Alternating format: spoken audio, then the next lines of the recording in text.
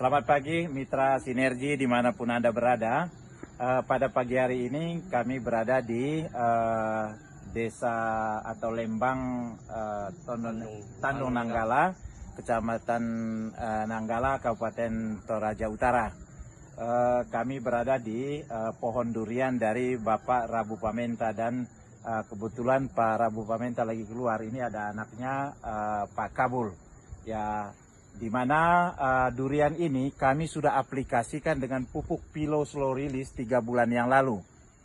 Dan sekarang durian ini berbuah seperti biasanya, tapi ada yang luar biasa. Kita dengarkan testimoni dari Pak Kabul. Silakan Pak. Ya.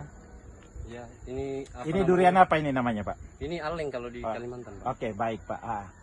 Ya silakan Pak, apa yang kelebihan Bapak lihat setelah menggunakan pupuk ini Pak, Pilo Slow Release ini? Ya, sebelum menggunakan pupuk ini, ya memang durian ini setiap tahun berbuah. Berbuah ya, seperti ini Pak buahnya. Ya. Oke. Cuma setelah menggunakan pupuk ini, ya, bakal buah baru ya. Buah barunya ini muncul lagi ya. Iya Pak. Oke, bisa dilihatkan bakal buahnya, coba lihat ya.